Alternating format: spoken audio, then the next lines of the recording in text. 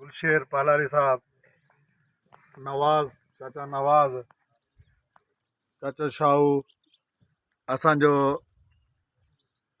Chairman जो उम्मीदवार अदा वहाब पालारी, खुदा बख्श विके जो ख़ालिद ॾेथो ऐं जमशेर पालारी जेको असांजे वार्ड जो नौजवान काउंसलर आहे। असांजा तक़रीबन 4 ई वार्डनि ते जेके काउंसलर आहिनि, नबी बख्श आहे, जमशेर आहे, अकबर आहे या ख़ालिक ॾिनो शहणू साहब आहे, 4 ई नौजवान आहिनि। मार्च खां असां पंहिंजी इलेक्शन जी कैंपेन शुरू कई आहे, जंहिंमें सिंध पालारी इताद जी सॼी मरकज़ी क़यादत, जामशोरो इताद जी मरकज़ी क़यादत असां अॼु सभु तव्हां वटि कई आया आहियूं। तव्हां 40 सालनि खां हिन एरिए जा, हिन इलाइक़े जा माण्हू भोतार खे वोट ॾींदा रहिया आहिनि ऐं हेॾी वॾी आबादी हुअण जे बावजूदि हींअर असां अचूं पिया त रस्तो कोन्हे अचण जो तव्हां ॾे। हिन इलाइक़नि में ख़ासि तौर ते स्कूल ऐं सिहत जूं के बि सहूलियतूं मौजूदु न आहिनि। 40 सालनि खां तव्हां भोतार खे आज़मायो आहे, हींअर हिन वक़्तु जामशोरो इताद ऐं सिंध पालारी इताद जा गॾियल उम्मीदवार बीठा आहिनि। तव्हां ॿारनि खे गुज़ारिश आहे त उन्हनि खे वोट ॾेई कामयाबु कयो ऐं इनशा अल्लाह तव्हांजी उमेदुनि ते पूरा लहंदा। जमशेर बि तव्हांजो बचो आहे, तव्हांजे घर में वेठो आहे, वाह बि तव्हां सां गॾु वेठो आहे। इनशा अल्लाह ख़ुशी गमी हर मुश्किल वक़्त में कमकार में तव्हां सां गॾु हूंदा ऐं 24 कलाक गॾु वेठा आहियो। हिननि जो इंतख़ाबी निशान तालो आहे। तव्हां दोस्तनि खे गुज़ारिश आहे त ताले, इंतख़ाबी निशान ताले ते वोट ॾेई हिननि खे कामयाबु कयो। त असां मल्क असद जा ग़ुलाम न आहियूं।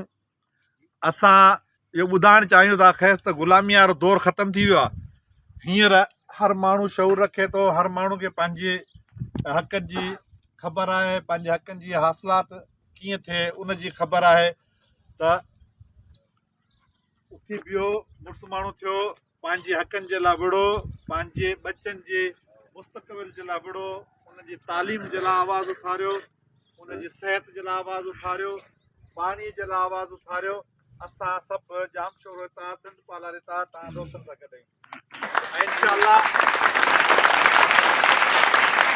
इंशाअल्लाह ताला ही दोस्त असांजा जीअं कामयाबु थींदा, उनखां पोइ ऐं बहितरीन क़िस्म जा जेके प्रोग्राम आहिनि उहे इंशाअल्लाह खणी ईंदासीं। तव्हां ॾिठो हूंदो त हमेशह हिननि इलाइक़नि मां भोतार जा माण्हू बिना मुक़ाबले कामयाबु थींदा। केरु पंहिंजो इलेक्शन विढ़ंदो ई कोन हो। अगरि हुननि खे इलेक्शन विढ़णी हूंदी त माण्हुनि वटि त वेंदा ई कोन्हनि। पोइ हुनजो ज़ोर हूंदो त जेको मुखालिफ़ बीठो आहे उनखे ज़ोरी अगवा करायूं या उनखे खणायूं या उनखे केस दाख़िल करायूं। असां बिना मुक़ाबले अचूं। या इलेक्शन कैंपेन इहा आई, छो जो आवाम वटि वञण लाइ हुननि वटि को प्रोग्राम ई कोन्हे। हुननि वटि को प्रोग्राम आहे त उहो आहे त घुमाए घुमाए हणंदासीं, फेराए फेराए हणंदासीं, बसि इहो ई प्रोग्राम आहे। ॿियो को अवामी प्रोग्राम न आहे। हुननि वटि न तालीम जो, न सिहत जो, न रोड जो, न रस्ते जो, न पाणी जो को प्रोग्राम कोन्हे। त इंशाअल्लाह असांजे मंशूर में इहे शयूं शामिल आहिनि। सभ खां पहिरीं तालीम, पाणी, स्कूल, रोड, रस्ता, इंशाअल्लाह इहे असांजे मंशूर जा मेन हिसा आहिनि ऐं उन्हनि ते बहितरीन क़िस्म जो कमु थींदो। तव्हांजे ताउन सां, तव्हांजे साथ सां, तव्हां साथ ॾियो, असांजे दोस्तनि खे कामयाबु करियो। इंशाअल्लाह इहे सहूलियतूं तव्हां जूं दर दर ताईं पुॼंदियूं, घर घर ताईं पुॼंदियूं। तव्हां दोस्तनि जी वॾी महिरबानी।